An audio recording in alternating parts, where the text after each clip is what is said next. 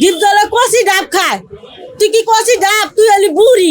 ডিপজল ভাইয়ের কারণে আমি স্বামী হারাইছি, সন্তান হারাইছি, আমার ফ্যামিলি হারাইছি, আমি সব হারাইছি। অতিরিক্ত ভালোবেসে ফেলাইছি। সে যদি না আমারে বলে, আমি এই পেস ক্লাবের মধ্যে আমি আত্মহত্যা করব। আমার জন্য দোয়া করবেন।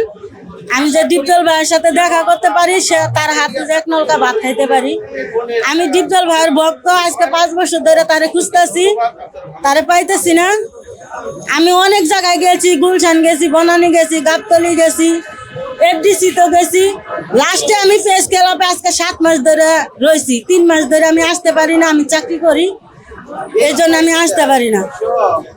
ডিপজল ভাইয়ের কারণে আমি স্বামী হারাইছি, সন্তান হারাইছি, আমার ফ্যামিলি হারাইছি, আমি সব হারাইছি। এখন আমার দুনিয়ার বাইসা থাকা আর না থাকা একই কথা। ডিপজল ভাইয়ের সাথে আমার ভাই বোনের সম্পর্ক, আর কোনো সম্পর্ক নেই।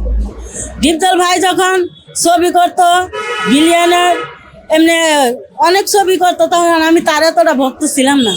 যখন দাদিমা, চাচু, বেহেস্তের চাবি, গুলাম, কাজের মানুষ ভাই, এগুলা ছবি যখন করলো, যখন রানী রে কচুর ডাকা দিয়ে ভাত স্কুলে লয়ে যাইতো, নিয়ে আইতো, তখন ভাত মাইকে খাওয়াইতো আর গান গাইতো। তখন আর স্বপ্নে একদিন আইসা আমার ভাই বলতেছে, এই পাগলি তুই কানস কেন, বোন তুই কান দিস না, আমি তোর পাশে আছি। এই কথা কয়ে ভাই আমার ভাত খাওয়াই দিছে। এরপরে তো ডিপজল ভাইয়ের আমি খুঁজে বেড়াইতাছি। আমি ভাইজানের কাছে আমি এক নলকা ভাত খাওয়ার জন্য আমি ভাইজানরে খুঁজে বেড়াইতাছি। এখন তো সে বিলেনের ছবি করে না, সে এখন কষ্টের ছবি করে, গরিবের পাশে দাঁড়ায়, গরিবের বন্ধু হিসেবে দাঁড়ায়। এই জন্য ভাইজানের আমি অতিরিক্ত ভালোবেসে ফেলাইছি। আর ভাইজান আমার স্বপ্নে ভাত খাওয়াই দিছে, আমি এটা বাস্তব করতে চাই যে ভাইজান যেন স্বপ্নে আমার ভাত খাওয়াই দেয়, সে যে আমার বাস্তবে কয়টা ভাত খাওয়াই দেয়। তার সাথে দেখা না হলে আমি 6-7 মাস দেখবো, ভাইজানটা খুঁজবো। যদি না পাই তাইলে তার বাড়ি তো যাবো না, তার কোথাও যাবো না।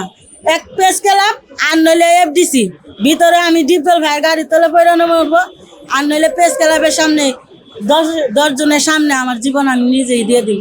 কে জন্য আমার বাইচে থাকার তো কোনো অধিকার নাই। আমি স্বামী হারাইছি, সন্তান হারাইছি, ফ্যামিলি হারাইছি। সবাইকে তুই ভাইরাল, তুই ভাইরাল। আমি চাকরি নিতে গেল, আমার চাকরি দেয় না। গার্মেন্টসের মানুষ আমার চেতায় যে তুই তো ভাইরাল, টিয়া পাস, তাহলে চাকরি করবার আসিস কে? আমি ডিপজল ভাইয়ের জন্য স্বামী সন্তান হারাইছি আজকে 4 মাস হয়। ওই ডিপজল ভাইয়ের জন্য খুঁজি, ডিপজল ভাইরে খুঁজে বেড়াই। স্বামী সন্তানে খেলমত করতে পারি না, ঘরে থাকি না, ওই বাইরে খুঁজে বেড়াই। এই কারণে আমার স্বামী আমার নিজে খেদাই দিছে। আমার সন্তানের 2টা, এক ছেলে রাইখা দিছে, বড় ছেলে, আর ছোট ছেলেটা আমার সাথেই থাকে। আমার স্বামী সন্তান যা যাওয়ার তো সে গেছে গা, সে তো আর ফিরে দিলেও আসবো না। আমি ডিপজল ভাই যখন অসুস্থ ছিল, যখন চোখের সমস্যা আছে, সিঙ্গাপুর গেছিল, তখন আমি শুই না ভাইয়ের জন্য নামাজ কালাম পড়ছি, তাহাজ্জুদের নামাজ পড়ছি, মসজিদ মাদ্রাসায় টাকা দিছি, একটা খাসি দিছি যে আল্লাহ আমার ভাইজান যে সুস্থ হয়ে বাংলাদেশে আসে, সে আমার যে স্বপ্নে ভাত খাওয়াচ্ছে, সে যে আমার বাস্তবে কয়টা ভাত খাওয়ায়। আমি তার জন্য তাহাজ্জুদের নামাজ পড়ছি।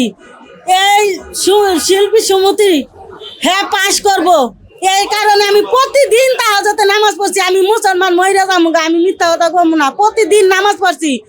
আর এই রোজার 1 মাস আমি ইফতার এফডিসির ভিতরে খুলছি। সে তো দেখছে, তার লোকজন তো দেখছে যে আমি প্রতিদিন ইফতার ওই এফডিসির ভিতরে খুলছি। তারও কি হ্যাঁ একটু মায়া হয় না যে আমার অসহায় ভক্তরা আমার খুঁজতেছে, তার সাথে একবার দেখা করি, একবার একটু কথা বলি।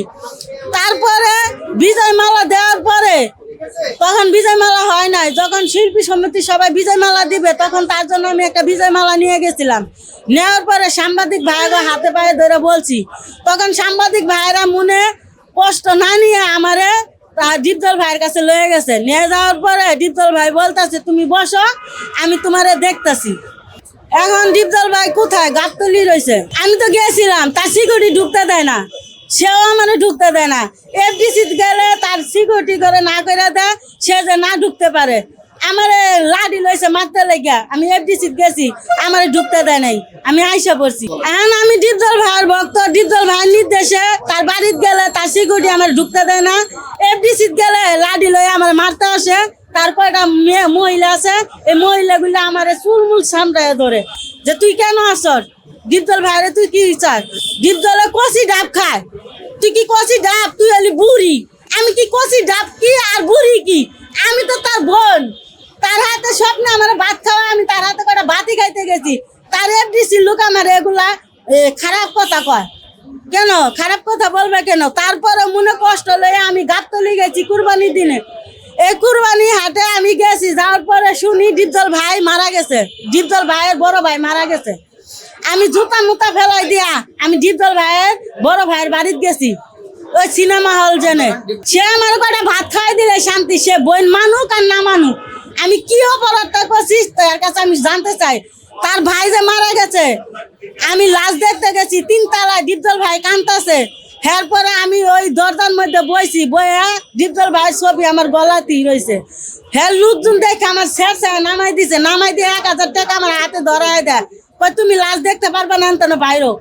আমি পরে বললাম শুনেন, এফডিসির ভিতরে তার ভাই আমার একটা ডিম আর 1 বোতল পানি দিয়ে আমার ইফতার খুলাইছে, কিন্তু জানতাম না সেটা তার ডিপজল ভাই ছিল, তার বড় ভাই ছিল। এখন আমি পরিচয় পাইছি, হ্যাঁ ডিপজল ভাইয়ের বড় ভাই। আমি লাশ দেখতে আইছি, আমি লাশ দেখে পরে যাবো। সেই লাশটা আমার তারা দেখতেই দেয় নাই। আমি আর 6-7 মাস দেখবো, ডিপজল ভাইয়ের অপেক্ষায় থাকবো। এরপরে যদি ডিপজল ভাইয়ের আমি না পাই, তাইলে এফডিসি যাইয়া যদি না ঢুকতে দেয়, আন্দোলন করে ঢুকবো, হ্যাঁ গাড়ি তোলে পরে মরমু। আমার তো কিছুই নাই, এইগুলো কিছুই না আমার দেহার মতন। তাও দুনিয়াতে কইব একটা ইতিহাস রয়ে যায়, বলছে ডিপজল ভাইয়ের ভক্ত ডিপজল ভাইয়ের জন্য মারা গেছে। আমি যদি দেখা না পাই, সাংবাদিক ভাইয়ের ভিডিও যাওয়ার পর যদি ডিপজল ভাই আমার কাছে না আসে, সে যদি না আমারে বলে, আমি এই প্রেস ক্লাবের মধ্যে আমি আত্মহত্যা করব।